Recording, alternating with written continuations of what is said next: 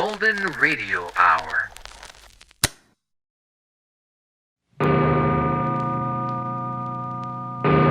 Escape! Escape tonight to the China Seas in Typhoon.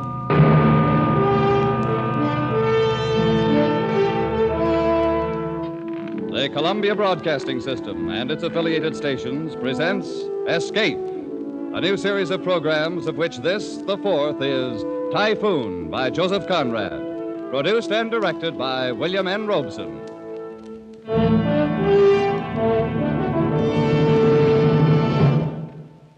Of all the great authors who wrote of the sea, none so captured the wonder and the horror of it as did Joseph Conrad. Tonight, we escape to the China Seas in his great story, Typhoon, told in the words of a certain Mr. Jukes, chief mate of the China coast steamer Nan Shan, a young man of very remarkable perceptions.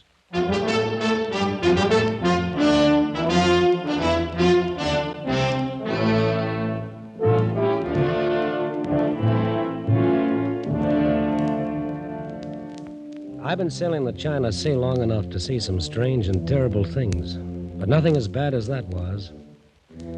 Why, God himself forgot us, and the whole blinking universe set out to do us in that night. It was the... Oh, but that comes later. I guess you can't really understand what happened on board the Nan Shan without knowing something about our skipper, Captain McWhirr. Stupid McWhirr, I called him. And after sailing with him for 3 years, I ought to know what I'm talking about. Why, I tagged him right off, first day he came aboard to take command. In Liverpool it was. And Mr. Siggs, who was one of the owners, was showing him around the deck. There's no more modern ship afloat.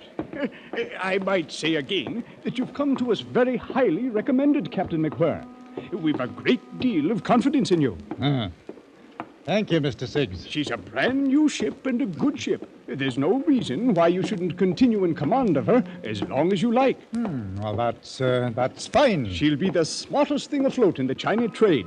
Why, she's put together like a Swiss watch.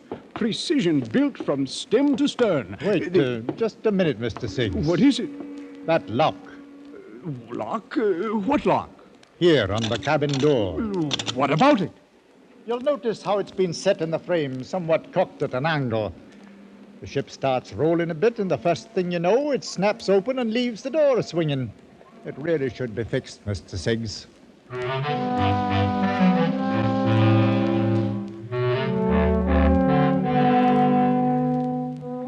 That's Captain McWhirr, the best berth he'd ever had. New command, a brand new ship.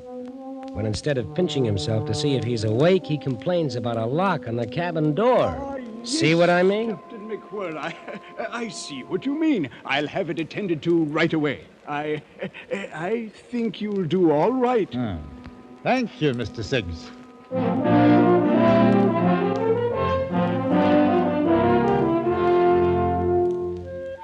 Well, everybody knows what the China coast is. You haul out of Bangkok for a quick run up to Singapore and then shove off for Hong Kong. 2 days ashore, you do it all over again. 3 years of it. 3 years of heat, smells, weather, copra, silk, and tea.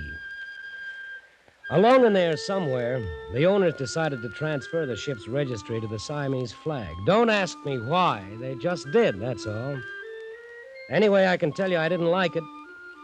When you grow up under the Union Jack, you figure to go on sailing under it. Not that the skipper, of course, could understand that kind of a feeling. Oh, no. Not old stupid McWhirr. Aye?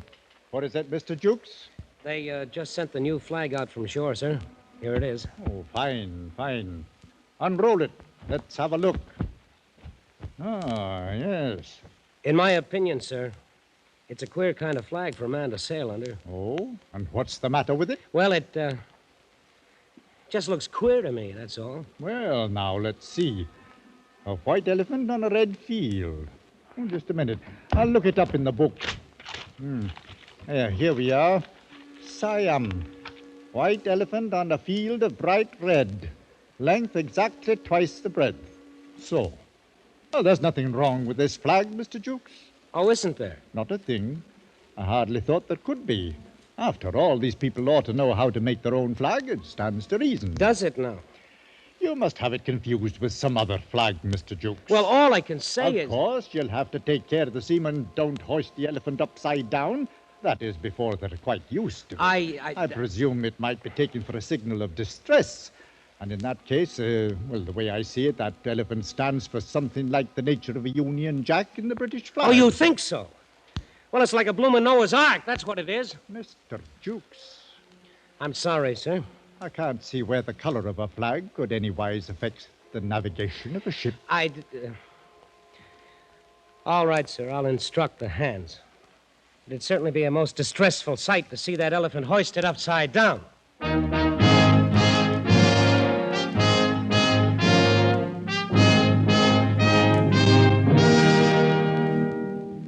Well, that was Captain McWhirr. Couldn't get a thing through his head if you drew him a picture. And that's the skipper we had to sail under on the maddest, wildest trip that any coaster ever took. We were loading out in Singapore.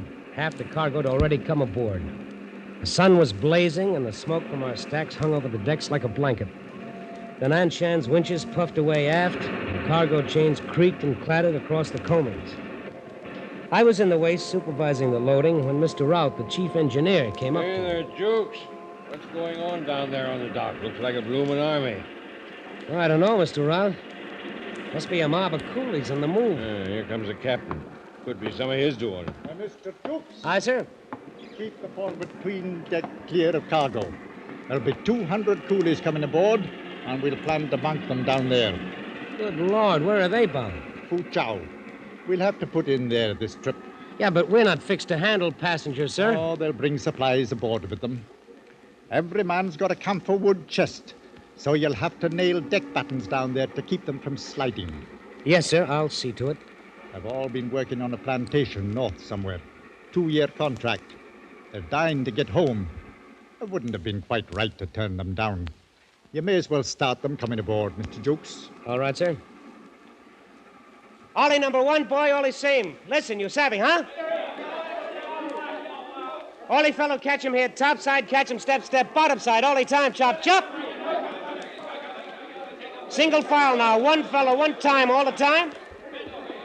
What do you suppose they carry in those boxes? Oh, I suppose they're personal belongings, Mr. Jukes. And, of course, their 2 years' pay in silver dollars. Well, they're as vicious a looking bunch of murderers as I've ever seen. Murderers? Oh, come now, Mr. Jukes. 1 or 2 of them, maybe. But in the main, I'd say they're honest workmen. Have to be to stick out a 2-year contract on one of these plantations. Just the same, sir. We'd better not take any chances. No, I checked the lading weights carefully, Mr. Jukes. We can carry them without any overloading at all. I mean that... All right, sir. I'd better go hide the silverware in the officer's mess. He's a hard lad to understand sometimes.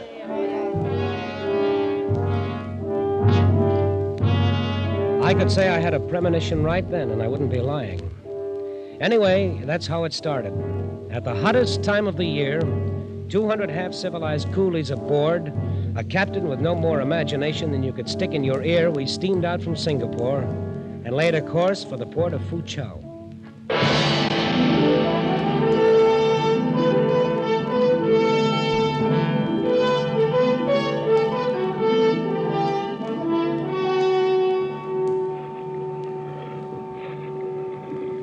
Tell you, Jukes, I don't like it. I don't like it a bit. What don't you like about it, Mr. Round? Well, the looks of things. Something ominous about it. Oh, there's a bit of a swell running all right. There's not a breath of wind. It's uncommonly hot, that's all. Gives a man the jumps. You're as bad as the second mate. He's been groaning around like the voice of doom all day. Well, I don't know. Mr. Jukes! Oh, that's the old man. I'll see you later. Keep your steam up, Mr. Round. Are you calling me, Captain? I was, Mr. Jukes. What was all the long conversation with Mr. Rout? Oh, why, nothing much, sir. I didn't see any harm in talking a bit. I'm not on watch, you know. Oh, no, nothing wrong with it, nothing at all. I just wondered what you could find to talk about. Well, different things. I don't know. I've seen people on shore sit around a table and talk for 2 or 3 hours. I never could understand it. It's just conversation, that's all, about nothing in particular. Seems pretty silly. Well, you've noticed the barometer, no doubt? Yes, sir, it's dropping. Falling fast. Quite low now. Take a look. I'll say it's dropping. Bad time of the year for that sort of thing. Very bad. Anything you want me to do, sir? Oh, no. Must be some uncommonly dirty weather knocking about somewhere. Eh, Mr. Jukes? Yes, sir. Well, that's all. Just thought you ought to know about it, that's all. Carry on, sir, carry on.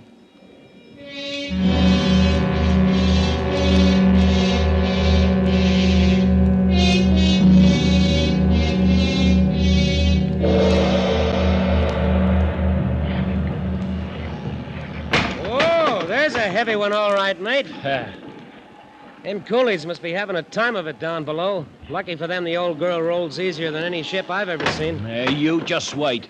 Oh, you think we may be in for it, huh? Oh, no. I don't think anything. You're not going to make a fool out of me that way, Mr. Jukes. I didn't say a word. What's the matter with you, Second? Why shouldn't you say what you think if you're a mind to it? Oh, no, you don't catch me. Whoa, there's another one. That's pretty rough. Now, whatever is about, we're steaming right into it. Ha! You just try telling the old man that. And why shouldn't I? Matter of fact, I think I'll ask him about this cross swell. It's getting worse all the time. I've known skippers to break some right good men for saying a whole lot less. Captain McWhirr. Yes, Mr. Jukes. What is it? The swell is getting a good deal worse, sir. Yes, I noticed that in here. Anything wrong? Well, I was thinking about the passengers. Huh? What passengers? Why, the coolies, sir. Then if you mean coolies, say coolies, Mr. Jukes. A man ought to say what he means. What about the coolies? She's rolling her decks full of water, sir. I thought you might want to put her head at the swell for a bit, until this goes down, of course. So that's it, eh? Put her head at the swell, 4 points off the course. Well, it's just for a while, sir. A swell as high as this can't last long. That stands to reason. Mr. Jukes, take a look at the barometer. Good Lord. Yes, exactly. It's a dead calm outside, isn't it? There's not a breath of air stirring, sir. Only that cross swell. I've been reading in the book here about storms. It's a funny thing. If a man believed everything written down here, he'd spend half his life running to get behind the weather. If I was to go by what this fellow says, I'd alter my course and come booming into Foochow from the north. 4 days late, 300 extra miles in distance, and a pretty bill for coal on top of it. I tell you, Mr. Jukes, if I knew every word in here was gospel true, I couldn't bring myself to do that. No, sir, I guess not. And how's a man to know if the book is right? If you dodge around a spot of dirty weather, how do you ever find out it was there in the first place? Answer me that. No, Mr. Jukes, there's things that a man can't get from books. I've thought it all out this afternoon. We'll hold her steady as she goes. Whatever you say, sir. You're the captain. I guess I'd better write up the log. I'm going on watch. Good. I dare say we're heading into something a bit out of the ordinary. Call me at once if anything shows up in the night, Mr. Jukes. All right, sir. I'll see to it. And, Mr. Jukes, Yes, sir. if you're going into the chart room, please close that blinking door. I can't stand to hear a door banging. Yes, sir. 8 p.m. Swell increasing. Ship laboring heavily and taking water on all decks. Still a dead calm and very hot. Batten down the coolies for the night. The barometer is still falling. All appearances indicate an approaching typhoon.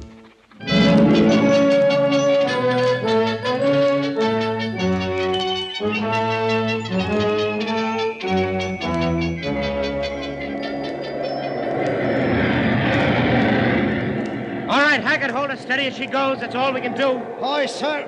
I'll sure try to. Well, do the best you can. Aye, aye, sir. Mr. Jukes. Mr. Jukes. Aye, Captain, I'm coming. Stand by.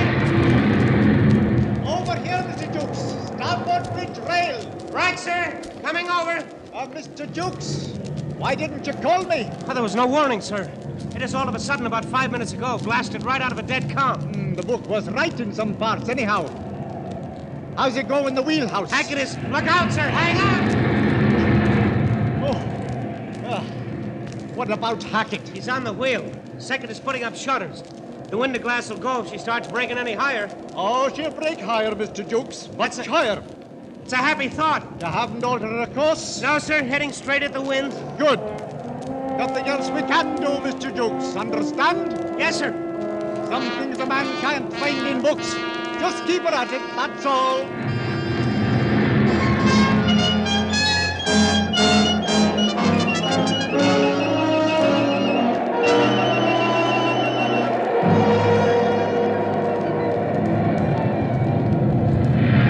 Captain, our boats are starting to break away. That's all right. But the boats, sir, two of them are gone now. It can't be helped, Mr. Jukes. Hammering through a mess like this, you're bound to leave something behind. Stands to reason. Hold hard. Oh, she's still rising, all right. That one broke over the wheelhouse. We're done for sure. What's that, Mr. Jukes? You say something? I said, is there any chance at all, sir? Can she live through it? She may. We can hope so long, at least. She's a good ship. That's all a man can ask.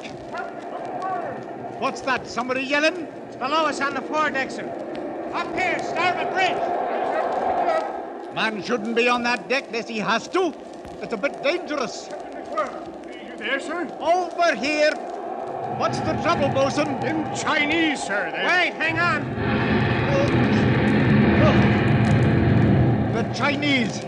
What about them? They've all fetched away, sir. One big lump. It's horrible. Yeah, now what do you mean, fetched away? Rolling around in the hold in one big lump. Screaming like bloomin' maniacs, sir. All adrift. Mr. Jukes? Yes, sir. I can't make head nor tail of this. I guess you'd better go below and see to it. Put things in order. Well, what shall I do, sir? I can't tell you up here. Find out what's wrong. Straighten it out, that's all. That's all. Take the bosun with you. I'm going to try for the wheelhouse. All right, sir. Come on, bosun. Aye, sir. Just straighten it out, that's all.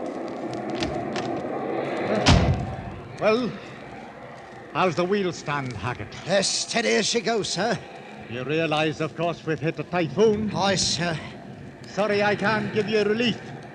Can you manage a while longer? I'll hold her to the course, sir, as long as there's a ship beneath her. That won't be long. Oh, anything wrong, second? Wrong. We're all as good as dead men, that's what's wrong. Oh, no, I wouldn't say that. She's still afloat. Ah. And we've got it lucky here on deck. Plenty of chance to see what's coming before it hits us. A man always feels better when he can see what's coming. But it's a different story down below there. Not having knowledge of what's going on. Not knowing if we're afloat or sinking. Now there's the lads that's got it tough. The ones down there in the engine room.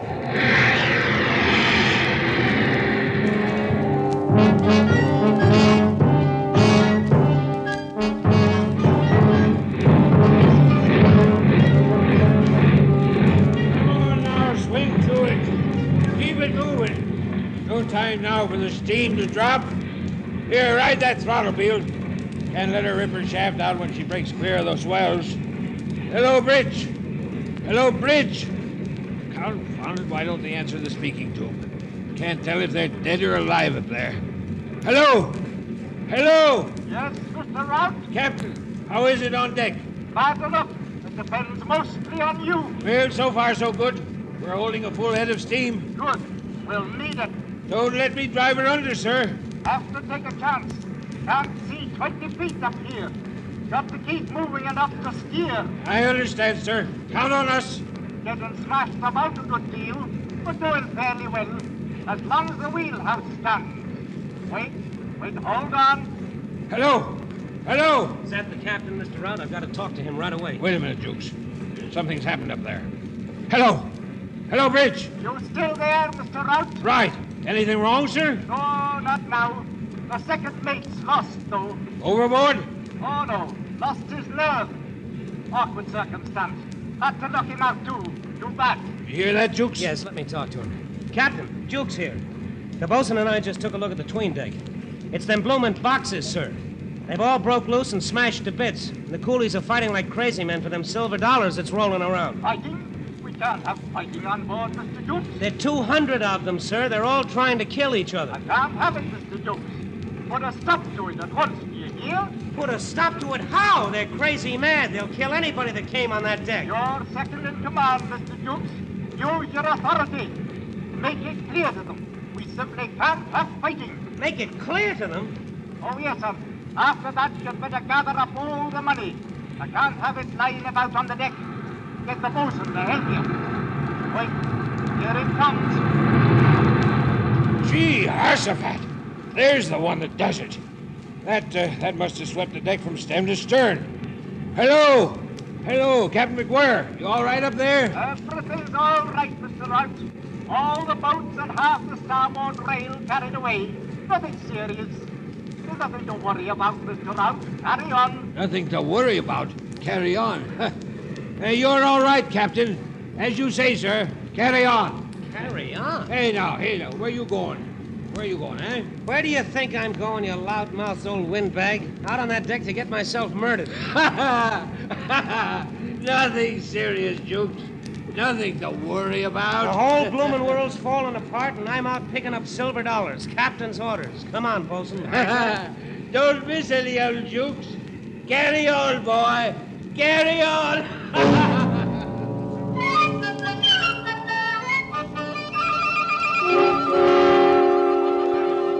Blimey, sir. Look at him. It's sure death to go among them. No help for it. Our gallant skipper says to stop the fighting. Use our authority. All right, then, quiet down. Come on, bosun. Aye, sir. Stow it there, you fools. Cut it out now, do you hear me? Authority, huh? They're clean out of their heads. We gotta drive them to the bulkhead. Back up now. Hey, none of that. Stand to it, bosun. We gotta show them what for. Nothing else to do. Back up there. Captain's orders, you know. Follow me, bosun. I did you, sir. No, you don't. I was just thinking, sir. Yeah, what about it? Back there. No fighting allowed. Skipper's orders. I was just thinking. Oh, you don't. Thinking, what if me old lady could see me now? She'd say, oh, you jolly sailor lad.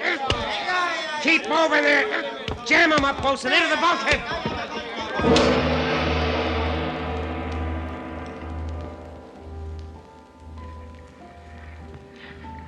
Captain. Where are you, Captain? Over here, Mr. Jukes. You got everything cleared up down below? Oh, yes. We took care of everything, sir. I thought you would. The wind fell all at once, stopped cold. It's been like this for 10 minutes now. If you think it was an easy job to bring that mob under control. Oh, the coolies? Oh, I dare say it wasn't. Had to do what's fair by them, though. Mr. Jukes, that barometer in there stands at the lowest point I've ever seen a glass in my life. You mean there'll be more of it? The worst yet, according to the book. It'll break sudden now, any minute. A puff or two of wind, and then it hits. She's taken a horrible beating, sir.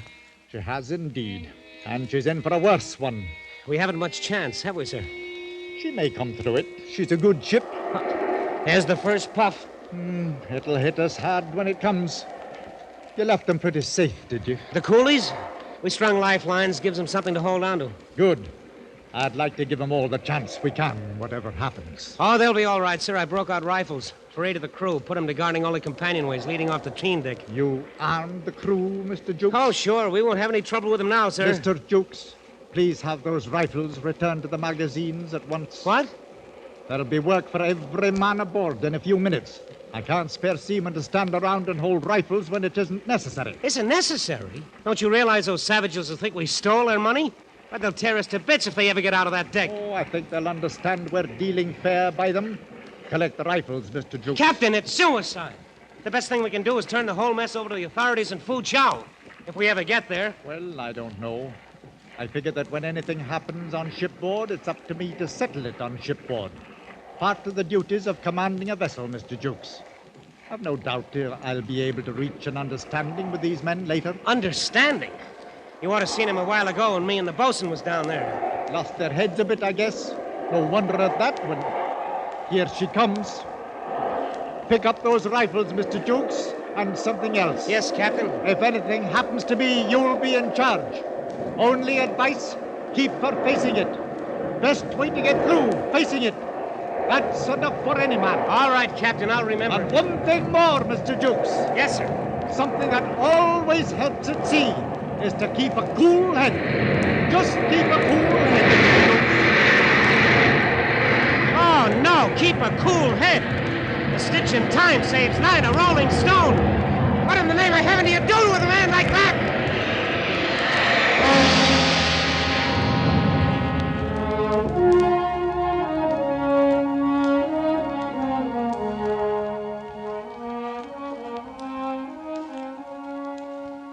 There was a clear blue sky and bright sunshine the morning we steamed into Foochow Harbor. Mr. Rout was leaning on a hatch combing, smoking a pipe, and the bosun lounged on the foredeck, waiting to pick up a line from the wharf. And the captain? Well, he was engaged in a most unusual occupation. Keep moving. He was sitting at a table on the foredeck, handing out silver dollars to them blinking coolies. All divided up even, the same amount to each one. Craziest thing you ever heard of in your life. You see, the way the captain figured it, since those blighters had all worked for 2 years at the same rate of pay, then their savings ought to all be about equal. As you can see, of course, that wasn't necessarily true by any means, wasn't even legal. But you couldn't tell him anything. Well, that's that. Mr. Jukes. Yes, sir. Coming, Captain. Well, Mr. Jukes, I've disposed of our little collection of silver dollars. Ah, that's great. Only wait till those boys get ashore and file claims against us. Oh, no, they won't do that. As a matter of fact, they were quite pleased at having it arranged that way. Figured it might avoid a lot of arguments later. They sent a spokesman to thank me. Well, I'll be... Mr. Jukes, you may as well give all the hands 6 hours leave before we start working the cargo. Whatever you say, Captain. Oh, yes, and before the carpenter leaves, I wish you'd have him fix the lock on that port cabin door. What? That seems to have got broken somehow. During the storm, I suppose. I can't stand to hear a door banging, Mr. Jukes. Aye, sir. I don't suppose it matters that the ship is battered from stem to stern, half her topside carried away, and smashed till she looks like a bloomin' Tinson freighter. Mr. Jukes, I don't understand you. You don't understand me, sir. Do you understand that we've come through the worst typhoon on the China Seas in 20 years? We're the only ship that got through? It's true.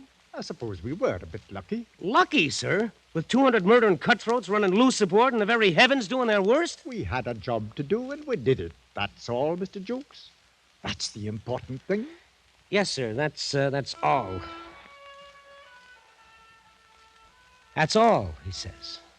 A job to do. A bit lucky. What can you do with a man as thick as that? But then, as I started to turn away, Captain McWhirr said something else that surprised me. With emotion wrung from the very bottom of his soul, he uttered words I never thought I'd hear coming from so stupid a man. But I'm glad we brought her through, Mr. Jukes. Truly I am. She's a good ship, Mr. Jukes. A good ship. I should have hated to lose her. I should have hated to lose her.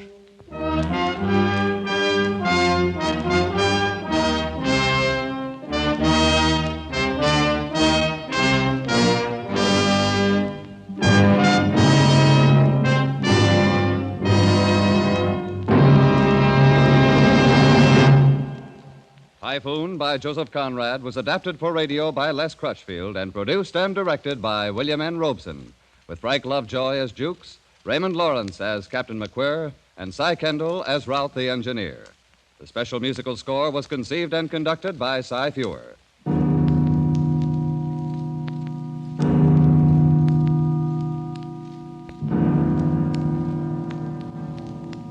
Escape is presented by the Columbia Broadcasting System and its affiliated stations each week at this time. Next week, we invite you to escape to Paris of 500 years ago in Robert Louis Stevenson's story of a fascinating adventure, the Sire de Maltroit's Door. And so good night until next week at this time, when again it will be time to escape.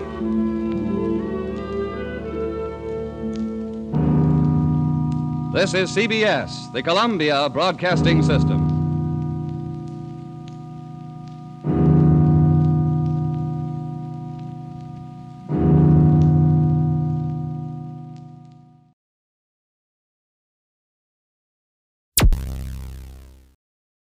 Thank you for listening.